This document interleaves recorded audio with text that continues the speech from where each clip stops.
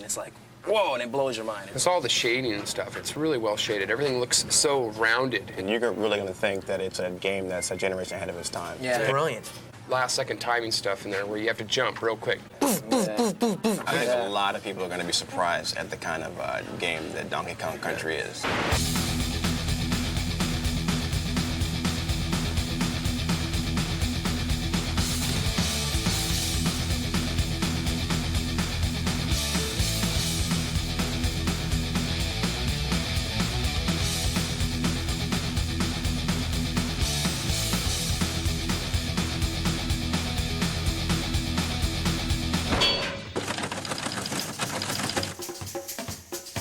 Here we are today on our way to Redmond, Washington to take an exclusive insider's look at Nintendo's new revolutionary yet unreleased game, Donkey Kong Country. Where do they get a load of us? Guys, we finally made it. Nintendo of America, the fortress. Let's find out what Donkey Kong Country is all about. Let's go inside. Let's do it. Hey, it's Ken Lobb, development manager. Hey, man, how's it going? Donkey Kong Country, how you doing? Ken, what is the deal with this here? Yeah, we get a lot of letters, and they like to put pretty pictures on the front of the envelope, so we'll, like, stick it on the wall, you know? So, Ken... You want a banana? No thanks. Ken, I want in on this Donkey Kong Country thing. I want on the inside. I don't know. Ken, me and you, pal, we go back a long way? Come on. What do you think? Old time's sake? Okay, I'll take you to the treehouse. The treehouse? Gotta hope there's no climbing involved. Here it is. What's the password? Diddy. Password? Diddy? Yeah!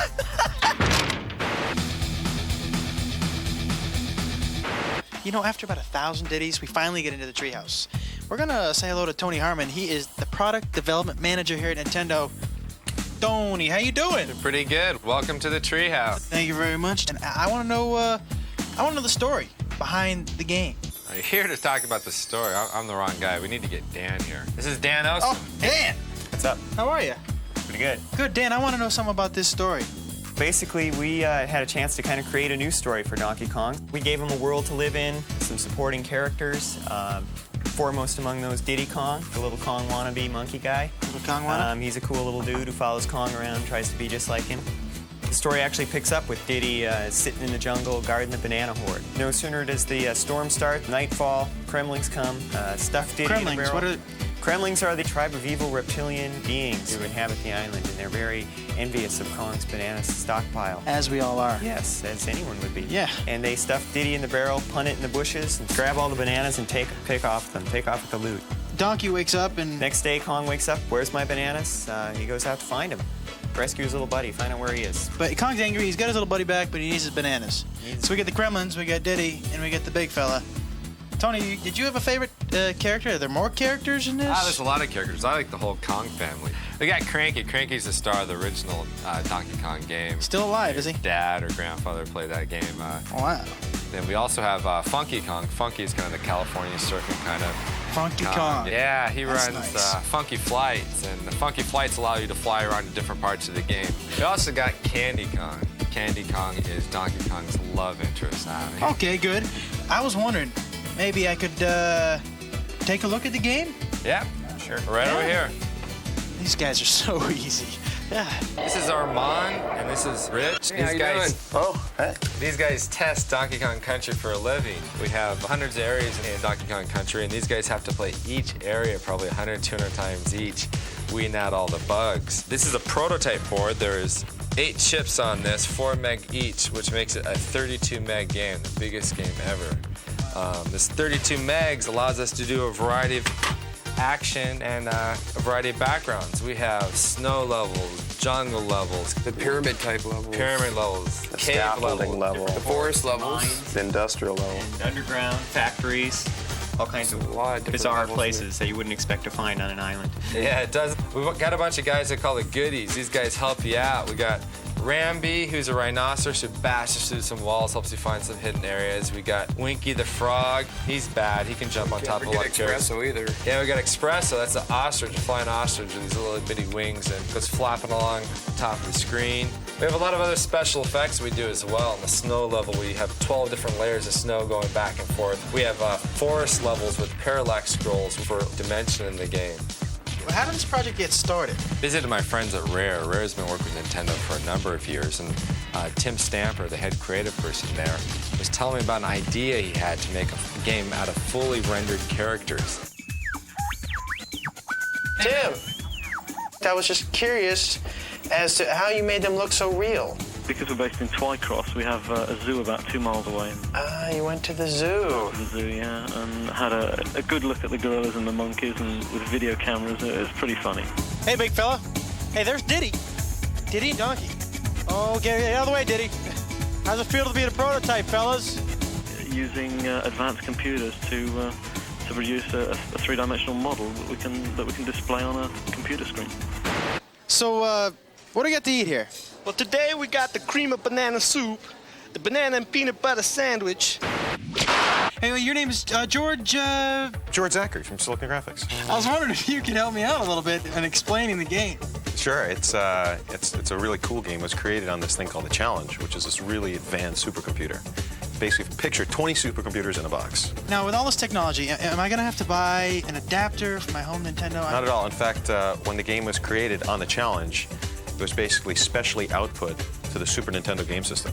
So it basically comes in a cartridge, you stick it in the system, and you play. How do we make the roundness, the 3D? Actually, it was created on the Challenge, first in a wireframe. Actually, then you grow shade them, or you can Phong shade them, and then you actually texture map them. And you can even trilinearly bitmap interpolate. That sounds a little dangerous. And let me ask you this. I heard downstairs something about ACM Yeah, technology. that's advanced computer modeling.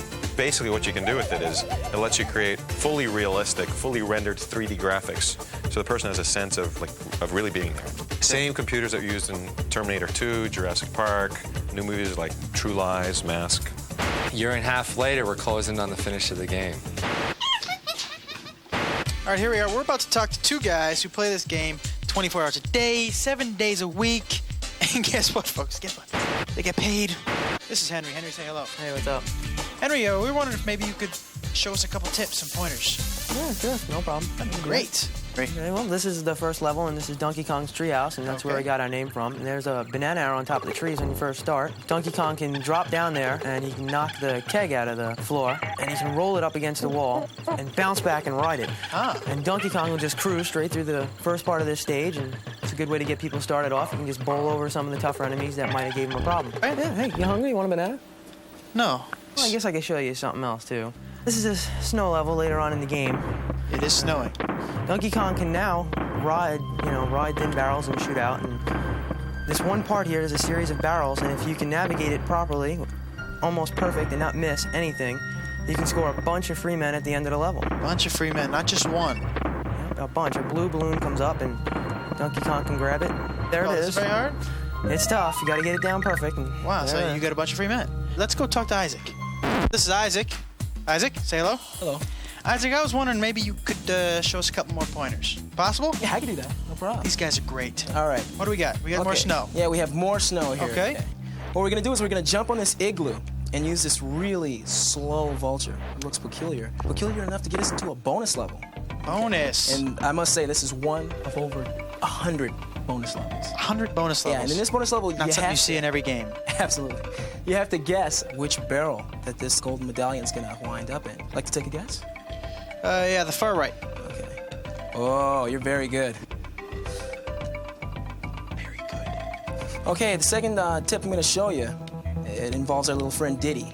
Diddy. Yeah, Diddy's the cool guy. You walk over to this little thing here, you jump on top of it, and you're gonna grab that rope, let the rope take you over, jump right on top of that little stump in the ground, pick up the TNT, walk over to this oil can, blow it up, and fall right into another bonus level.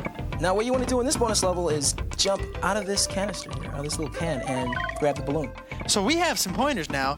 Good thing you came with us, because you learned some things today that, boy, you're not going to learn just anywhere else. You thought it was going to be a waste of your time, didn't you? Fried green bananas, bananas au gratin. Video game music should draw you into the game. In Donkey Kong Country, we had graphics that were way beyond anything else that's ever been done. We were also hoping to get some music better than anything that's ever been done. This music, for example, is very upbeat, fits with the jungle. It's an early level. The level's not very hard. The music is kind of nice. Okay, now here we have the music that goes with the water level. Now, in this level, you've just finished a really, really hard level in the game. We use this music and this fairly easy level as kind of a reward. because the music is so good, we're putting this music on a CD. You know, something that's big in Japan for many, many years is game music on CD. Hasn't been a big hit in America because maybe the music hasn't been quite up to what you hear on the radio is every daytime. You're kind of losing it, dude. We got massive Smurfs attacking him on the scaffold level. What are the big blue buff? Well, the reason why I like them is because, for one, they're big, they're blue, and they're buff. Well, and then when you hit them, they kind of bounce. The morphing rocks. The Those morphing guys are rocks. so cool, man. You touch these barrels and the lights turn on and off. And these rock guys are just kind of rolled up. When you hit this light, they unroll and they start walking towards you. It's so cool. And you got to switch them on and off. Sounds a little scary. Yeah, On Guard's the fisher ride, and he just kind of pokes you with his swordfish front. And Pokes the bad guys. yeah, Do you guys get to ride? Do we get to ride minecart? Actually, Oh, yeah. the minecart was a favorite stage. That's your favorite stage? Yeah, it's a pretty cool stage. You're mining? What are we Well, doing? You're on the tracks, and a lot of them are broken, so you gotta avoid, a lot of the broken tracks so you don't fall into the caverns. When we put this out, what do you think your friends are gonna think of this game? I don't think really you have to tell them all that much. Once they see the pictures, it's just gonna be like, you have to have it, you know it, get it. It's one of those games you don't get bored with. You know, I've played it probably 100 times, over 100 times now, and I'm still getting better. I'm still getting better in stages. There's certain stages I can improve on and keep getting better. I'll tell you what, you better reserve this game before November 21st, because that's when it comes out in the stores. I already got mine.